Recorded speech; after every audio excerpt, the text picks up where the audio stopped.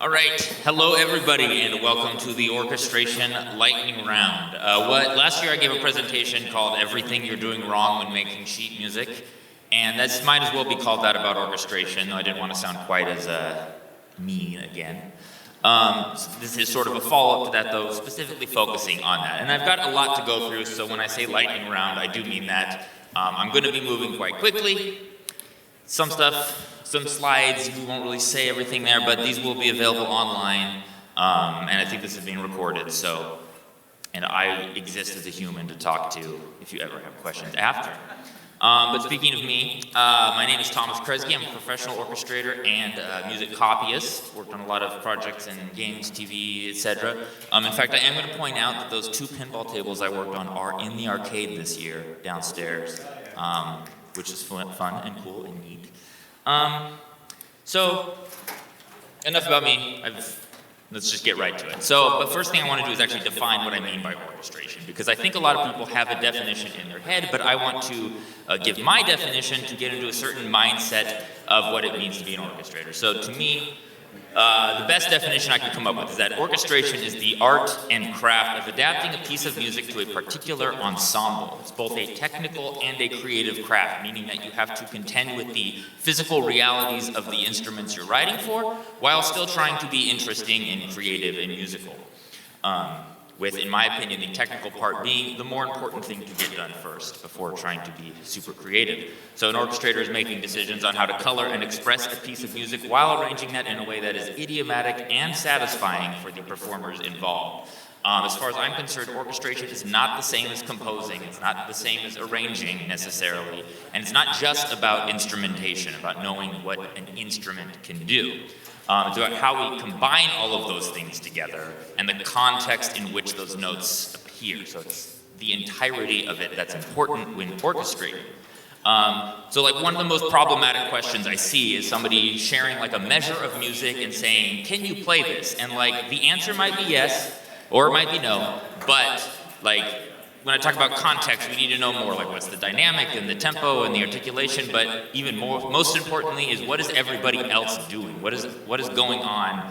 I would want to see the entire vertical slice of score, because the answer might not be, how do I change this to be better for just this person, but how can we use what else we have in our ensemble to make an entirely better line? It might involve moving it to somebody else or splitting it up across the multiple players or any number of things. We'll see some specific examples later. So with that out of the way, thinking about what an orchestrator is supposed to be doing, we're going to get into some factoids of what you may or may not be doing wrong, starting with instrument ranges. This is the most boring part of the presentation. Sorry, but if you look at a range chart, somebody will see, oh, you can play all these notes, but we need to be quite a bit more nuanced than that. For example, on flute, notice that what I've marked is their optimal range. We're going to see a lot of charts, and I'm going to tell you what's optimal. What I mean is that these are the notes that are the easiest to play, that sound the best, specifically in the context of a full orchestra. When flute goes, believe it or not, flutes are used to reading a bunch of ledger lines right above the staff. If you write inside the staff, they probably won't be heard in an orchestra. And I will note as well right now that a lot of these are generalizations. So stick to, when I say this is optimal or try to do this, that mostly means do that until you definitely know better, and then you can start doing more stuff. On our double reed instruments, these lowest notes are honky and hard to come in on. They're hard to play quietly. They have an optimal range in the middle, especially the upper reeds. Bassoon can kind of get away with stuff. Any range chart you see, I guess a quick note that they're transposed. If that doesn't make sense to you, just ask later what that means. It means that the note the player is seeing is not the same note we're actually hearing. Clarinet, unlike the other woodwinds, actually is pretty consistent across its entire range, except to be aware of this thing in the middle called the break. All woodwinds have this, but on clarinet it's particularly pronounced. For your purposes, it just means don't rapidly move between above and below that register. Saxophone is actually kind of like oboe in that the bottom of underneath the staff sounds bad. It's hard to play those notes quietly. It's hard to start on those notes. And they just generally don't have as good of a tone unless you're like a professional player and have spent far too many hours perfecting it. I did want to point out, though, that classical saxophone is a thing, and I have to bring up saxophone because they end up in all of our GSOs. Like this piece of music, which hopefully loads, is saxophone. It's not a clarinet. It's so loud. Oh, can you help me? Oh yeah, I can do that. I'm a professional. To summarize it, for woodwinds, think of the extreme registers as like your car. Your car can go 200 miles per hour, but you are almost never doing that. Hopefully never. But it could go that fast because it makes the more normal speeds better. It makes the thing operate better. So those woodwind extreme registers kind of exist so that the middle notes actually work better. As you get up really high or low, fingerings get weird. It's best to avoid until even if you know what you're doing, it's not really that. It's also just knowing your players. They're professional ranges. Brass. So, brass are interesting because they're probably more affected by what register they're in than any other family, in that they change a lot in what they can do and sound. Biggest issue I tend to see is just parts either being too high to be idiomatically playable or too low to sound like bright and characteristically brass. As a general rule, so don't tell me I play tuba and I can play Flight of the Bumblebee at 200 BPM, I don't care. The lower you go, the darker of a tone you get, you kind of lose the ability to navigate quickly and articulate quickly, but you can still be kind of aggressive and edgy in that lower range, which is often a desired effect. But you do lose sort of that like bright Hollywood brilliance you might associate with the section.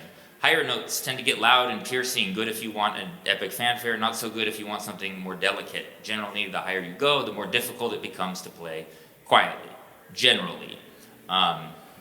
Again, if you're like writing for the first time, or not even the first time, I shouldn't even say first time. If you're writing for like our typical community ensembles or high schoolish level, even in professional contexts, honestly, these optimal ranges are where like 99% of your notes should generally be. I actually want to call out trombone specifically because its optimal range is kind of like flute, mostly above the staff. It's where they can actually navigate quickly. They might have a slide, but don't worry, they've learned how to use it. Hopefully. Strings are probably the most unified sound of any family in the entire instrument, not just within the instrument, but across the entire section from violin to bass. And it can be a little bit weird to conceive of this. Like, this strings could be their whole other panel, and they just were just before this. You're probably looking to mostly write in that second set of ranges, intermediate, maybe up to advanced depending on what your player makeup is. It's hard to conceptualize because you just see a string and you're like, well, they can just keep going up, but when they get past a certain point, they actually have to move their hand and it becomes a whole thing. Again, this is lightning round, can't go into that deep of a discussion. But going on, so that's just ranges, that's specific instruments. Here's some more generalized things about adapting music. First thing, I beg of you to transpose your music. So many video game charts are in like F sharp major, and it's so dumb. Just move up a half step, move down a half step. Saying it's for singers is not an excuse. Find a way to make it work in a key that's good for everybody. Another thing about transpositions though is it's not just about like what is easiest to read, but even what's going to stick people in their optimal range. So this example on the bottom, if it was a trumpet, everything there is playable. The first two examples are in A minor, and the first one, if it's down that octave, it's going to sound fine and be perfectly playable, but maybe not like super bright or trumpet-like. The second example is also playable with a good player, but might not be as consistent and might be super piercing. The final example is transposed and in what could be maybe the most consistent and optimal range overall. So think of transpositions as a way to make the music more playable. Nobody will know that you changed the key. Maybe it's that perfect pitch, but who cares? So big tip here. Rhythm is probably one of the biggest things most challenging things for an ensemble to actually get right, more than any other element of music.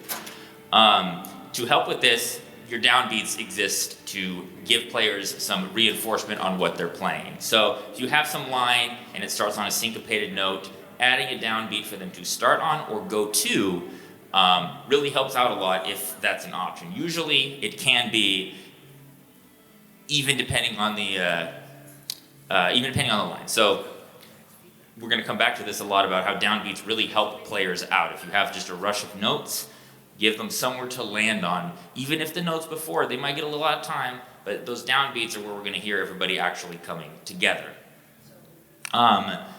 So scales, everybody practices scales. They're not really that hard to play at the end of the day, particularly idiomatic for just about anybody, as long as they're actually real scales. If you're writing a series of notes, make it an actual pattern. We'll talk about patterns and shapes in music, and this is like normal chords you might see, like an A minor shape, as opposed to jumping to what would be hard to analyze as any specific shape. Hopefully that makes sense. The line you see should be something kind of predictable, because musicians don't really read individual notes, they read lines and shapes in their music. So, as an example here, not everybody is as equally agile. Like, woodwinds can kind of leap arbitrarily to any note without much issue. Brass and strings have a lot more nuance on what they can do with that. So we always want to be a little bit open-minded about how to adapt a part to work well for that instrument. So let's say we have trumpets, we have this kind of arpeggiated line. Depending on tempo, depending on how you want it played, it might not be super idiomatic to just give to them. So we have various examples on what you might do, like lowering the amount of leaping they actually have to do to get the line clean. Changing it to a similar feeling pattern, but that is more playable. So an arpeggiated thing becomes more of a series of repeated notes for a brass player, which they'll get more consistent. If you have multiple players, it might even mean kind of dovetailing between multiple players, which we'll get into in a bit more later. Again, this context is the word I bring up a lot. It kind of makes a difference, because if you have an ensemble of people or multiple people trying to play the same thing, that also changes versus if it's a solo part. Repeated notes are pretty idiomatic. If you don't know what that word means, it means it's good for that instrument, easy to play on that instrument. For flutes and brass, quite a bit less so for other, like woodwinds, reeded instruments in particular. You can technically do it, but it's weird enough that, in my opinion, you want to avoid it. So this is another example of trying to adapt a line to be played to the strengths or avoid the weaknesses of the players involved. Rather than just doubling this line on clarinet, just give them like these accented hits alongside somebody else playing the line. Most of these examples are video game music pieces, so if you can identify them, bonus points.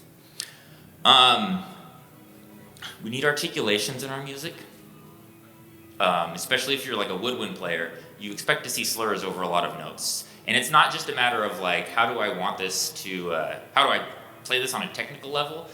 Even if you don't play a wind instrument or something, one technique I was taught was to try and play stuff on kazoo, which kind of helps and get an idea of phrasing if you don't already know how to play something.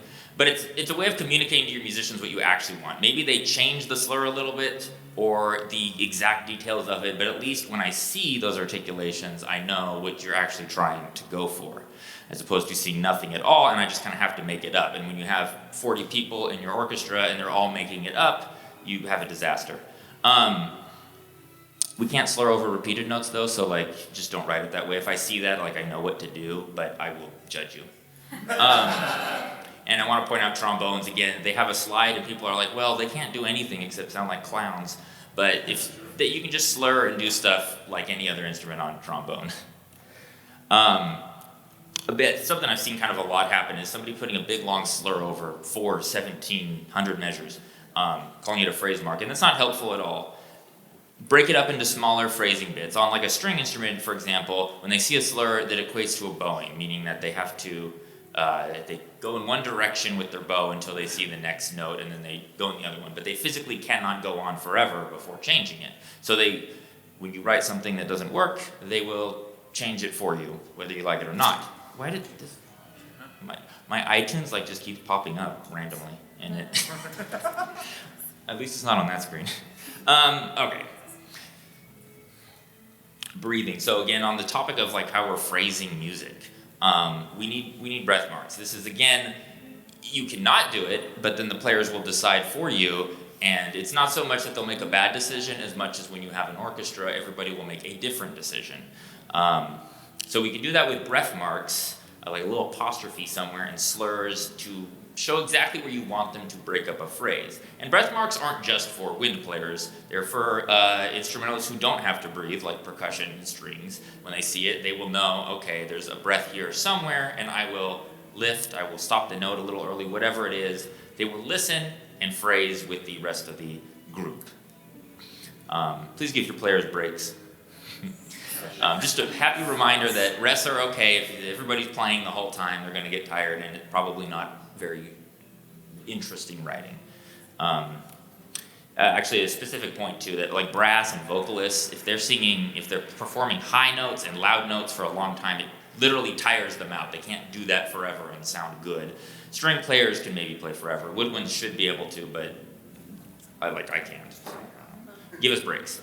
On the opposite end of things is over-articulating. So writing something on every single note is sometimes just too much to read and deal with. One thing I want to point out specifically is this staccato tenuto articulation. Personally, I hate it, and I don't think anybody should use it. There's usually a clearer way. If you survey a dozen musicians, they will all give you a different answer on what that means. If you have used it, it's okay. I have too, but it's not great.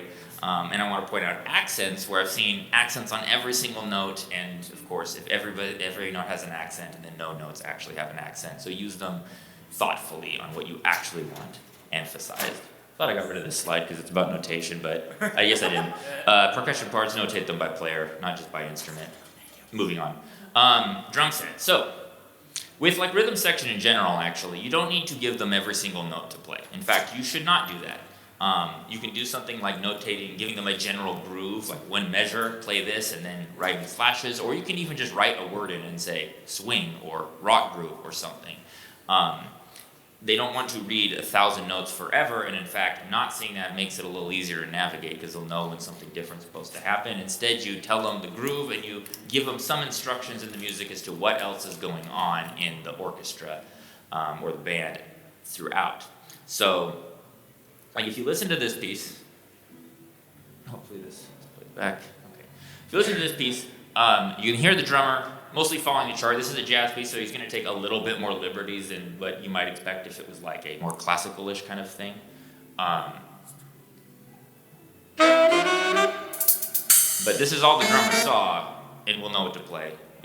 Each soundbite will do this because of Google Slides. It will like pause and buffer. Hopefully it actually starts playing again. Or I'm going to look like an idiot.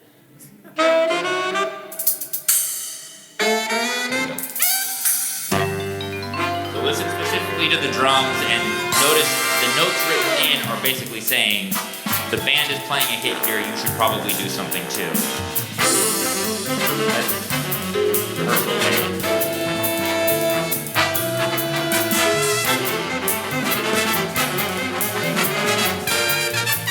Rehearsal B coming up.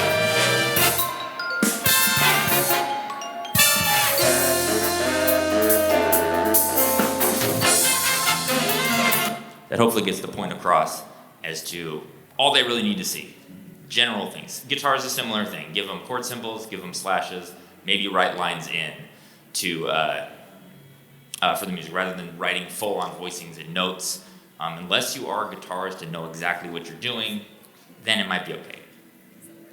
Okay, so digging more into what I think like is more the heart of orchestration, which is balancing your group and creating clarity in the parts. So there's this concept I've learned called front-to-back orchestration, which is this idea that different instruments have a different amount of presence or ability to pierce through the orchestra and be heard. So, and this is an inherent property of how they sound. So what this means is like an oboe or a trumpet have more presence than a flute. And no matter how, you can tell the flute all day to play fortissimo, but they will not be louder than the piano oboe. It's just the way the instruments sound. So understanding this allows you to properly balance an ensemble of instruments. Which segues into a main point I want to make, which is that dynamics are not for balancing your orchestra. Good orchestration is how you balance the ensemble, not dynamics. Because dynamics are not just about volume, it's also instructing players on a certain style of playing. Forte is not just loud, it's also like edgier, more aggressive, a little more forward. Mezzo forte can still be loud, it's just not edgy, it's just a full broad sound, for example. Now, you can like argue on the subjectivity of those definitions. It depends on the music, and the context of everything will inform that more. But the point is you want everybody to see this section should feel like this, should feel forte, even if they don't necessarily have to play loudly. So hopefully you can read that. But this is a poor orchestration, we'll say. There's 5 different dynamics present.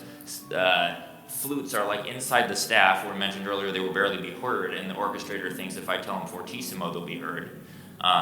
Trumpets are not in a bad range, but since they're marked forte, they're probably going to play a bit like out and edgy, while all these background parts, you think, I need them to be quiet, let's mark piano, but they're just going to kind of play in a more timid way. It's not going to, the melody will be heard, but the sound as a whole will not sound balanced or unified. On the other hand, if I just give everybody the same dynamic, they'll know, okay, I want this kind of feel. In this example, we have mezzo forte, but it could be forte, it could be piano. It's reorchestrated slightly by putting flutes in a more present range, so they will still kind of come out, even with trumpets underneath them, and everybody else knows to play a certain way. This will naturally balance itself out, because the way the notes assigned to the players will balance naturally. And you won't kind of have to artificially change it. In instances where you do, ultimately, like in rehearsals there will be rebalancing, but that at that point becomes the conductor's job and the player's job to listen and like make those micro adjustments. But as an orchestrator, it's not really helpful to try and be super pedantic about that in the use of dynamics. Another thing about clarity, this gets a little bit more into arranging in general, which I said is not orchestration, but I do see this a lot in music. And this is a whole other concept that could be another hour, but there's this idea in music that if you take any interval and you voice it too low, it starts to become unclear and muddy. At that point, you can't really make out the sound of the interval, or it loses its tone. Again, these are guidelines. If you go too low, it gets too muddy. So the implications here. So for example, hopefully this plays sooner than later. This is like 2 B flat major chords, and the first one, you might be able to make it out, but it's going to sound kind of dense and muddy and unclear. And just simply revoicing things will actually give us the clarity of the sound. It won't sound so dense. It also comes down to when groups are rehearsing stuff, it becomes easier to tune these things. This goes back into balancing things when it's down low, harder to get dynamics to be consistent. Did this even play? No. Okay.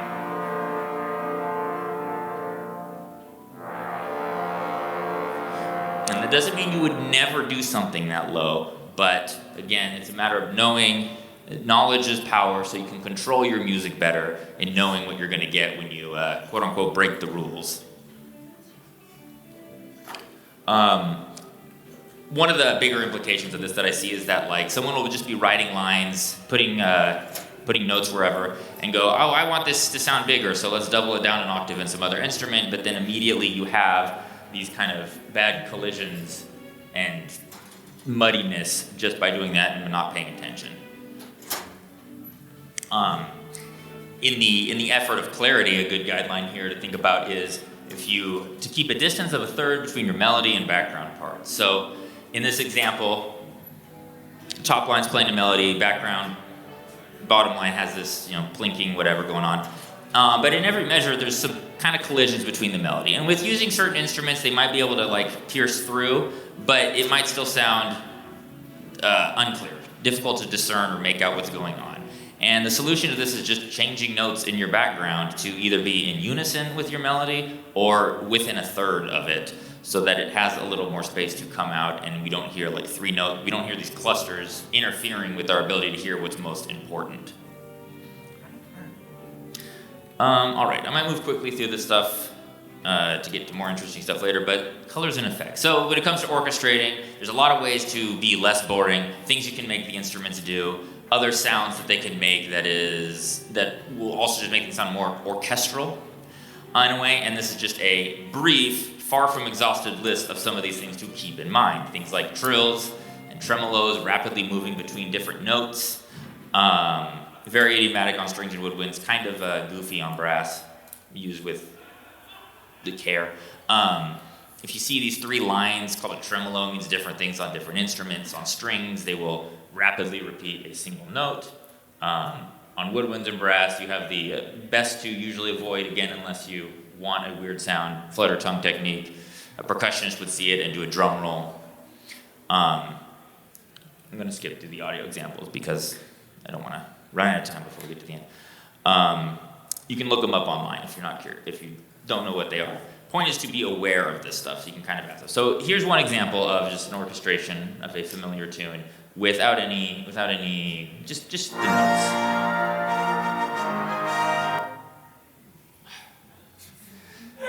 I couldn't solve this problem in my test, so I just thought I'd muscle through and deal with it.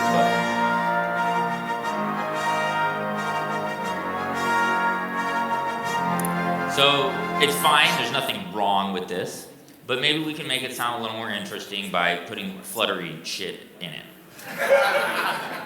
And again, part of this, what I said earlier, was that it kind of makes it sound more orchestral. There's like a sound to the orchestra that we like associate with it that gives it that sort of tonality.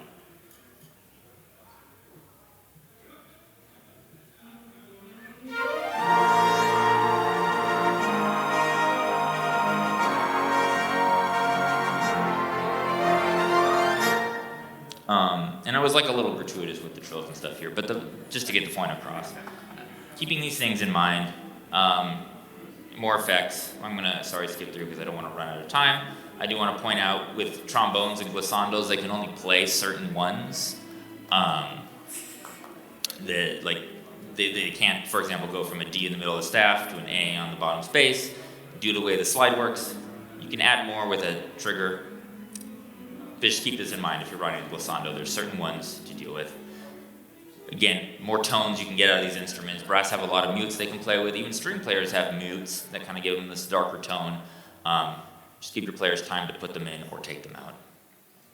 A couple string techniques. Strings can pluck, but as you go higher, it kind of becomes really quiet. They don't sustain, so keeping in mind these little traits about them. And there's so many percussion instruments out there. You can use more than just snare drum and crash cymbal and bass drum. Explore these options. I literally have like a list on my computer if I need some inspiration. All right, so this is where I really wanted to get to, which is orchestrating lines, or how to be less boring when you're orchestrating. So this is really what like orchestrating kind of is to me, which is finding you have a line of music on like 2 staves and you have to blow it up to other staves, and we're going to explore some kind of things about this. So percussion, a good way to think about them is, I don't know that I always agree with this statement, but it's a good idea to try and make your arrangement work without them, specifically when it comes to rhythm, like not relying on your percussion to provide rhythmic drive, but making sure that is provided by other instruments and that the percussion fit in there to kind of color it or add just a little more nuance or variety to what's going on. So like a constant string 8th note thing is not uncommon. Other instruments can layer in there to give a little more rhythmic energy between certain notes. It's really quiet. First it's too loud, then it's too quiet. Oops. Whatever. Just be aware of not over-notating them. Think of 2 or 3, maybe 4 colors to give the arrangement, and then go from there. With piano, I'm on record as not being a big fan of piano in orchestras for reasons I won't get into, but if you already use a piano, think of the unique traits it actually provides to the orchestra. Its extreme registers, its ability to be really articulate, and to leap random octaves pretty easily. In this case, a lot of times, and the reason I don't really like piano is a lot of times I see it just sort of copying what other people are doing, and I think it kind of cheapens the rest of the sound. But if you give it a line that is actually unique to piano, then it can provide something of substance to the orchestration, rather than just being a doubling of what's already going on elsewhere. Please play.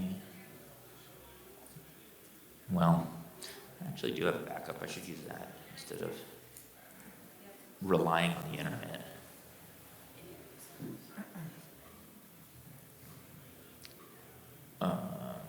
Bear with me. I'm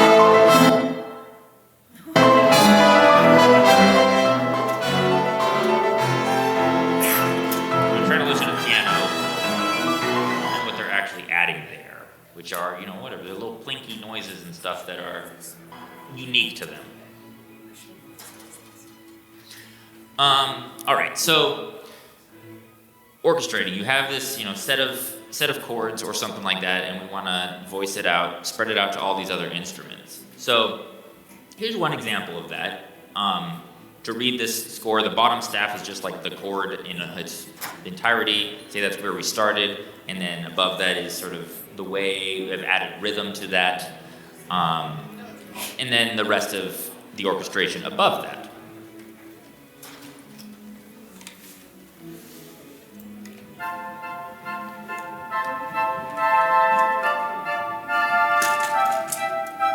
So a bunch of chords, playing quarter notes and stuff, perfectly normal, sounds like Christmas. Maybe it's exactly what you need, but for now I'm going to say that's a little boring. So this is the exact same set of notes, but trying to make better use of the instruments we have and what they can sound like to just get a different kind of texture and rhythm behind it all.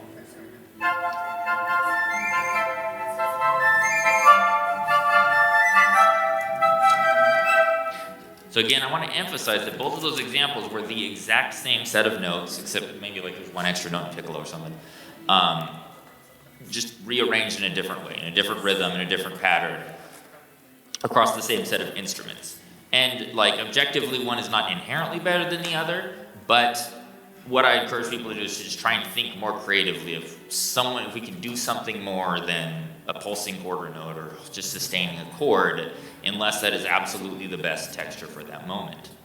So speaking of whole notes, say we have another way to sort of sprinkle sound on top of what's already there. Here's a bunch of string chords, but maybe we want to add a little more motion to this, but not in the strings, using the woodwinds to give them that added texture and color.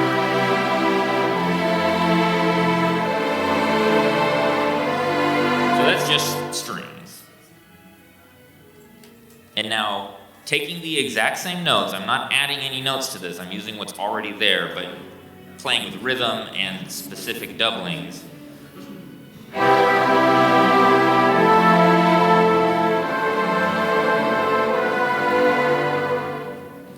And hopefully we're hearing, in this case it's a little subtle, but a little extra motion or color or shade on top of that. I've seen woodwinds kind of but like recently get kind of ignored and forgotten in what they can do. Like it's all brass and strings all the time. So this might be a good way to like include them in, to give, again, a different color or shade to what's already there. Don't be boring. Bass addition. So this is just a quick slide about thinking about your low parts, doing something interesting, not just holding a whole note the whole time. I did that once in college, and a friend said, "Why is he just playing whole notes?" And it's been stuck in my head ever since. So when I say bass, I mean like tuba, I mean bassoon, whatever, your lower voices. Okay, dovetailing, my favorite topic. So say you have a bunch of notes in a row, and we need the people to play the notes. How do we do that? We do it by handing off these lines across multiple musicians. This can be done in any section with any group of players, as long as you understand like the balance and consistency of their color. We just take the notes and pass them off. Now, the main thing to keep in mind is going back to, we want downbeats for players to land on so that their rhythms can stay tight. Since as we're passing it off, there's a chance these rhythms will kind of get off a little more easily. Give players downbeats to land on to keep it all in time. All right, so we're gonna take one line and I'm gonna show multiple examples of it being orchestrated in different ways. So the bottom line is the entirety of notes we will be using, and everything above is how it's been orchestrated out. So say we have an arpeggio, you're sitting at your piano, and those are really easy to play on piano, but like how do we actually get a group of musicians playing one note at a time to make it sound good?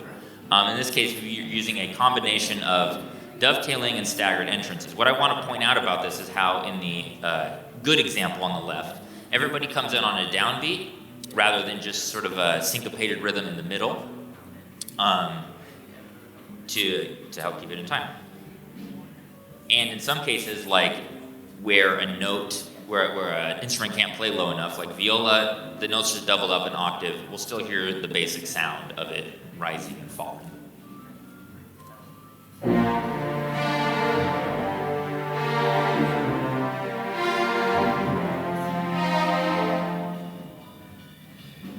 Now here's our same line, but now we're going to add some woodwinds in and just have another option. In this case, strings are just sustaining the entire chord, while woodwinds provide the underlying motion.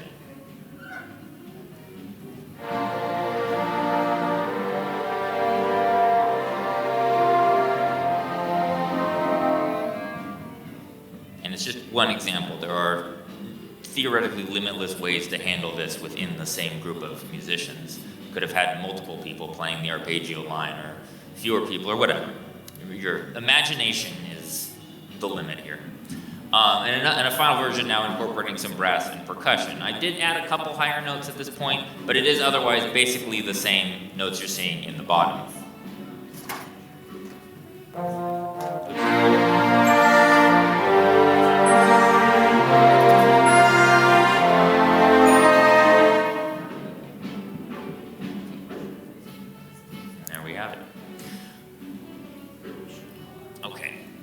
So, on the topic of rhythm is a big challenge for ensembles to get together. So you got this wonderful like march pattern where we just got the little oompa bits, dun dun dun dun dun dun dun dun. So give players downbeats to land on. I've said that a lot so far.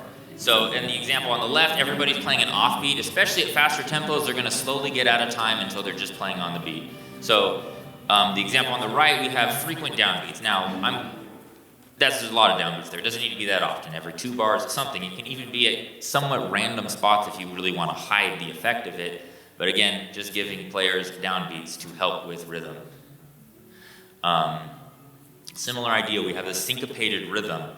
And on the example on the left, if every player just sort of came in on this random 16th note syncopation, they're gonna be off unless you like rehearse it forever. But we don't have forever to rehearse. So instead, might be hard to read up there, but these trombones actually all enter at the same time in unison and then spread out into their harmonies.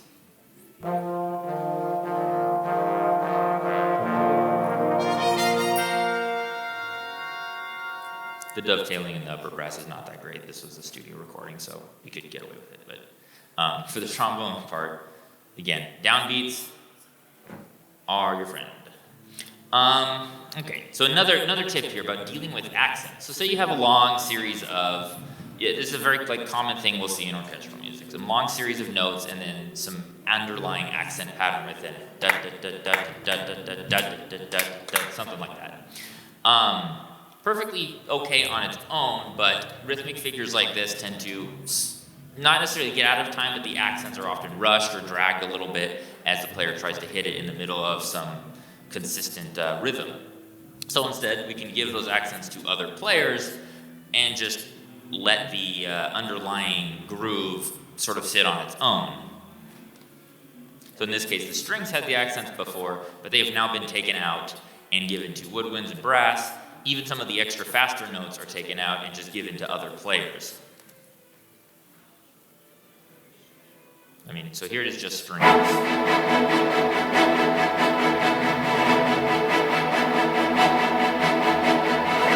And then reorchestrated using more players to cover those accented notes.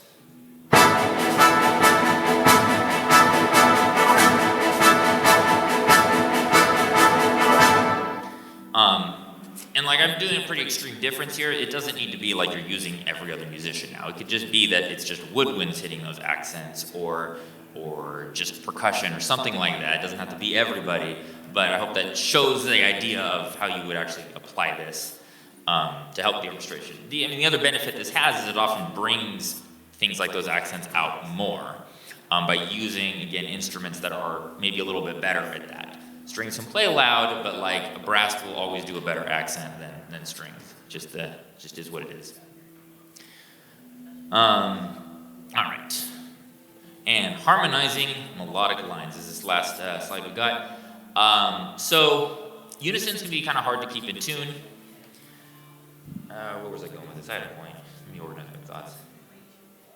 Okay, so this is more of an idea. You have a melodic line, and we want to sometimes harmonize it out to get either a thicker sound or even to help with orchestration issues. In this case, this first line is not like bad for trumpet. A good or even pretty okay trumpet player could probably learn it and handle it. But having 3 trumpets played in unison is going to be pretty dicey unless you got professionals on it. So we might want to choose to harmonize this out. So the harmonized version to the right also doubles it down an octave. And there's a lot of different advantages we get from this. For example, brass players, if they're playing up high, they can do it, but it really helps to have the same thing down an octave. It just gives them a lot more confidence being able to kind of hear it there. Even if they can't hear it super clearly, it helps reinforce what they're playing. So we'll hear it.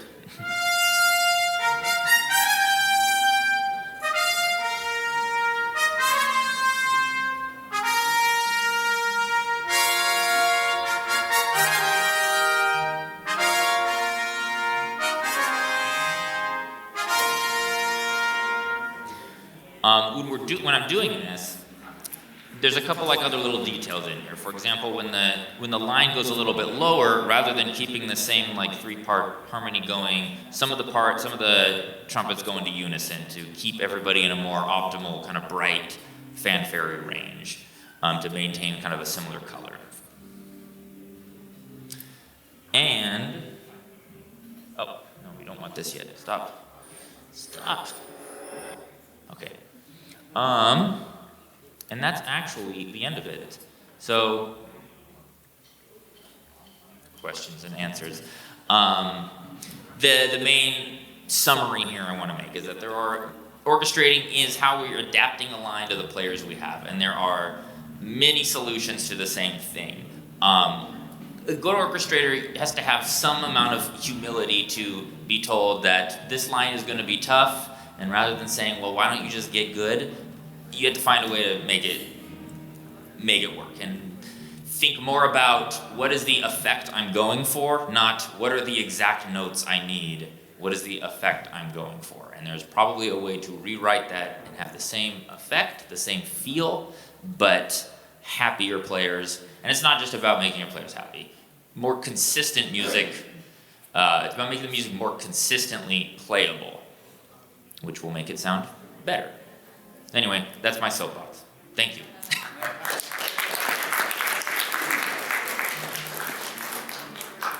Yes. Oh, go first.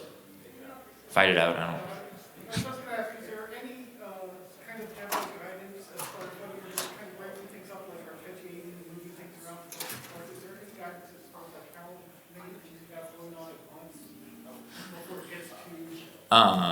So the question was on those are page 8 examples, guidance on if there's too much going on at once or how to break it up. So my answer would be that it's related to the balance and the presence you want. If you've got more players playing, the music is going to sound a little more dense and like full, we'll say. The positive term would be the music sounds a little more full. The negative term would be that it sounds kind of heavy. So the balance here is like if we want a bigger sound, we need more players playing. If we don't want as big of a sound, we need less players. And then how we're doubling the lines is kind of based on how present the instruments are, making sure there's about equal number of players on each part so that one thing doesn't stick out more, or rather having more players on one part if we need that to stick out a little more. Yeah. Hi, I'm not sure how much work you do like with live musicians versus like universities and other things. But like how do you? I mean, first of all, use libraries and universities. Yeah, I mean, I have to work with samples if they don't want to pay for live players. The question is working with live versus No, I mean my question is samples. how do you orchestrate the different things? Like do you personally orchestrate the different things? You know, like this is not making one, this is because obviously like, you can add more as we do one. It's just Yeah, the pie in the sky answer is that good orchestration should translate to, I mean, a lot of people like to say that if it's orchestrated well, samples can still sound good with it, and good samples with bad orchestration will still kind of sound bad. I don't know if that's always true, but I do orchestrate differently if there's samples, but only knowing that certain things are harder to sample than others. And so it's really just like certain runs and certain types of passages are just harder to make sound good with samples than with live players. Are there things you feel like are easier to sound good in a sample? Because you're saying, like, for example, some parts might just not be very easy to remember, like in a DAW, obviously. Yeah, I mean, you can mask the sample, do whatever you want, and it'll play it correctly. But I don't know that I necessarily would write much differently, aside from avoiding things that I know I won't be able to make sound good with the samples. In the back.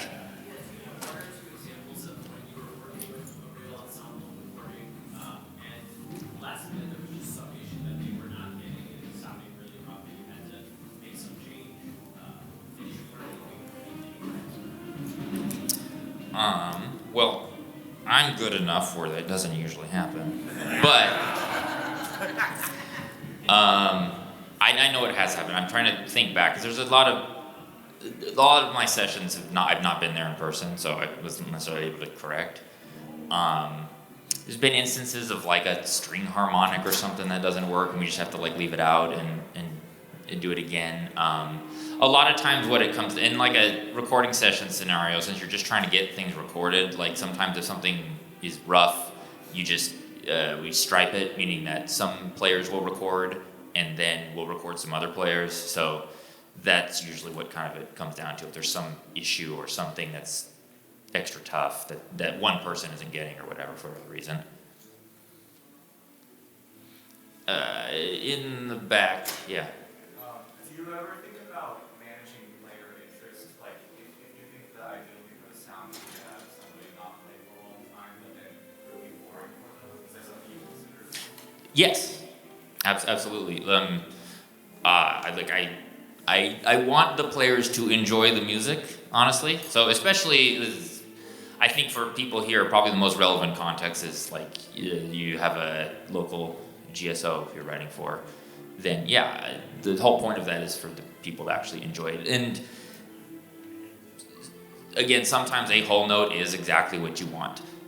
The point isn't to gratuitously just give people stuff to do or whatever, but to at least be thinking about it anytime you're working. And that generally helps you start to come up with something new.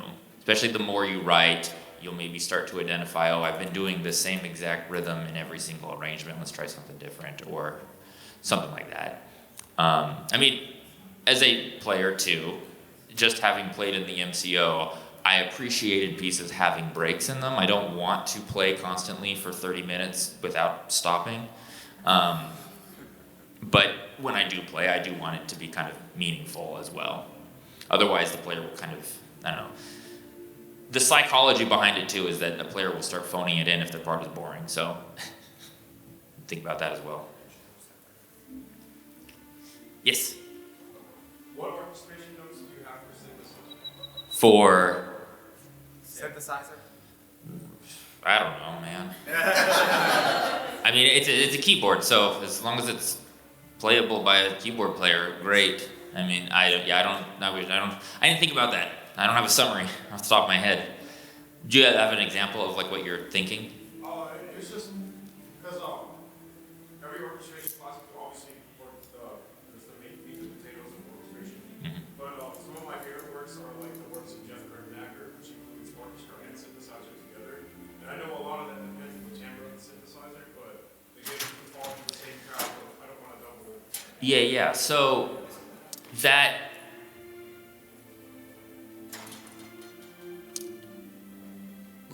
Go back to some of the general concepts that I would have said. Things like the presence of a note and stuff, that's going to go into how you're going to balance it. Certain synth sounds are going to sound more articulate or piercing versus more blended. And that those same principles would apply as long as we're thinking in that higher level. Then it doesn't matter if it's an actual instrument like a physical acoustic instrument versus a synth. Those same ideas would apply. And I would say, most of this is framed around the idea that we're working with like a full orchestra, strings, woodwinds, brass, whatever. So in that case, piano and my hot takes about it were more related to that full context. If you have a more random ensemble of players and it's like piano and 2 kazoos and a oboe, then like those dynamics change as well, or a synth with that. Yes. I'm wondering if you have any kind of unique tips or details about the process if you're orchestrating something that's very non-orchestra, like chiptune music, or orchestra. Yeah, so I'm thinking of how do I get the feel of this part, but in a way that this instrument can play well. So the main example that comes out, I do a lot of arranging for the game brass, and so we're taking music like that was like on the NES and using just random arpeggios, and I could just give it to them, but they will complain about it. So we want to adapt it in a way that they can play well, so I am thinking, how do I get the feel of this part, which might just be a rush of like repeated notes, or not repeated notes, but arpeggiated notes. How do I get the feel of that on these instruments, but in a way they can play? So there's our process of adaptation. Like in those older music, if you're taking a chiptune piece, I keep going back to that arpeggio example because that's one of the most common things I encounter. So yeah, finding what they're good at and just rewriting it. Like that gets a little bit more into arranging as well, how creatively you're trying to readapt the music. And you definitely need to be open and willing to do that to make it work idiomatically for these other players anyway. Like the fact is that certain instruments can't do things well, and like you can keep pounding the player to get better at it, but it's a waste of your energy when you can just write something that the instrument is good at, you know. You're not gonna build a house, it's a matter of using the right tool for the job. Trying to come up with a better analogy, but I couldn't do it. How much more time do I got? Do I got more question time? I would stop here. If you got more questions, maybe take it out. Okay. I have one more panel today. It's at 8 o'clock, and I will actually be arranging on the spot, live at gunpoint. You can suggest a piece, because I don't know what I'm going into. I'm going to look at what's there, and we'll choose what I can do in that moment, but yeah, you can see some of this hopefully in action. Part of what I'm going to talk about there is more workflow related. How do you actually deal with going from an idea to the full orchestra? That's at 8 o'clock in the same room. And here's some other resources for more information in the future. Always feel free to get in contact with me if you have more questions. Thank you.